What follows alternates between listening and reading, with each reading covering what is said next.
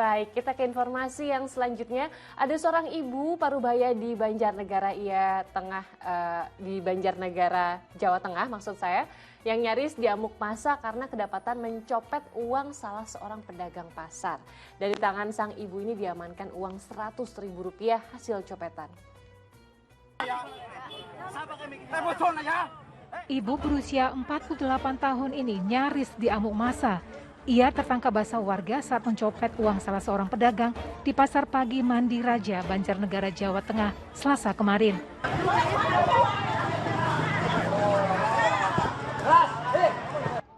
Beruntung aksi massa bisa diredam hingga sang ibu tak jadi bulan-bulanan warga. Dia pun dibawa ke Mapolsek Mandi Raja yang tak jauh dari pasar. Dari tangan sang ibu didapati uang Rp100.000 hasil copetan. Kasus ini akhirnya diselesaikan secara damai setelah pelaku dan korban melakukan mediasi. Yang dicopet itu belum ada pengaduan ke sini, belum ada pengaduan ke sini, dan untuk yang pihak yang dicurigai pun kami belum bisa menggali keterangan lebih lanjut. Meski bebas dari jeratan hukum, polisi tetap menjatuhkan sanksi berupa wajib lapor sekali dalam sepekan agar tidak mengulangi perbuatannya. Mardianto melaporkan dari Banjarnegara, Jawa Tengah. Sementara itu berdalih terhimpit kebutuhan ekonomi, satu keluarga di Surabaya mengambil jalan pintas dengan terjun ke dunia kriminalitas. Mereka berkomplot menjadi copet yang beroperasi di sejumlah pasar. 4 tersangka ini hanya bisa tertunduk malu saat digelandang petugas di Mapol Restabes Surabaya. Mereka adalah komplotan copet yang kerap beraksi di sejumlah pasar di Surabaya. Ironisnya, 3 dari tersangka merupakan satu keluarga, terdiri pasangan suami istri serta anak. Sedangkan seorang lagi adalah rekan sang suami. Dalam menjalankan aksinya, komplotan copet asal Darmo Permai Utara ini berbagi tugas. Sang suami bertindak sebagai perencana dan pengawas, sedangkan istrinya sebagai eksekutor. Sang anak bersama teman orang tuanya bertugas mengalihkan perhatian korban mereka.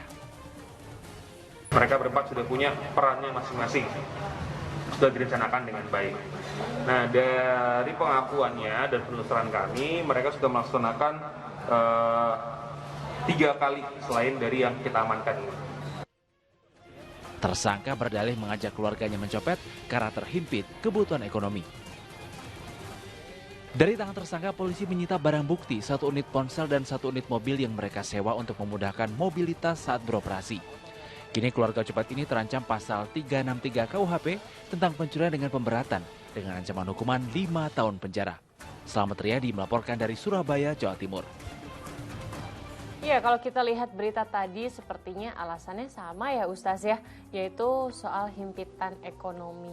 Memang kalau bisa berbicara mengenai ikhtiar gitu, banyak cara yang bisa dilakukan sebenarnya, tapi nggak begini juga gitu Ustaz kan. Bukankah memang tidak dibenarkan mengambil hak orang lain dalam keadaan apapun ya Ustaz? Ya betul Mbak Sheila. Alasan terhimpit ekonomi, kemudian melakukan perbuatan tercela, dilarang agama dan juga oleh negara, berarti adalah alasan yang dibuat-buat. Karena banyak juga, alhamdulillah, saudara-saudara kita yang memang terhimpit, ya tidak dapat memenuhi kebutuhannya dengan baik, namun tetap ikhtiar. Antara dua, ikhtiar yang sungguh-sungguh atau menjaga diri dalam bahasa agama al-iffah. Menjaga diri itu juga kemuliaan. Demikian ikhtiar, mencari rezeki yang halal, juga kemuliaan di sisi Allah Subhanahu wa Ta'ala. Namun kita sangat yakin, Allah tidak pernah melainkan menjamin rezeki kita masing-masing. Hanya kita kadang-kadang ingin jalan pintas, pengen cepat usahanya berhasil, gitu ya. Jalan pintas dengan mencopet dan mencuri. Karenanya Allah Subhanahu wa Ta'ala membimbing, Rasul menuntut, carilah di muka bumi ini.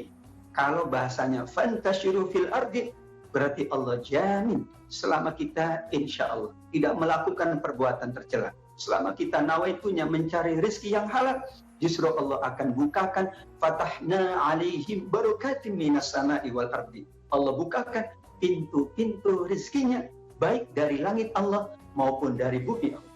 Kenapa ada langit Allah? Karena bisa jadi Allah turunkan itu karena ikhtiar kita. Bisa jadi di bumi Allah bukakan pintu-pintu rezeki yang sangat banyak. Tetap saja mencopet atau mengambil hak orang lain adalah dilarang oleh agama dan tentu dilarang oleh negara kita demi menjamin bahwa orang akan menjalankan kehidupannya dengan sebaik-baiknya. Bukankah ketika kita mengambil hak dari orang lain pun tidak mau, sehingga kita merefleksi diri, ya Allah, kalau saya diambil uang oleh orang lain, tentu saya pun tidak setuju, saya pun tidak ridho. Bagaimana pula orang lain? Kita jaga kepemilikan kita sungguh-sungguh berikhtiar, kita juga berdoa, dan insya Allah selama kita ikhtiar sungguh-sungguh, maka Allah akan bukakan pintu-pintu rezeki yang halal untuk kita semua. Amin ya rabbal alamin. Amin ya rabbal alamin. Coba kita istighfar, tenang diri, jangan mengambil jalan pintas yang sudah jelas salah dan dilarang ya.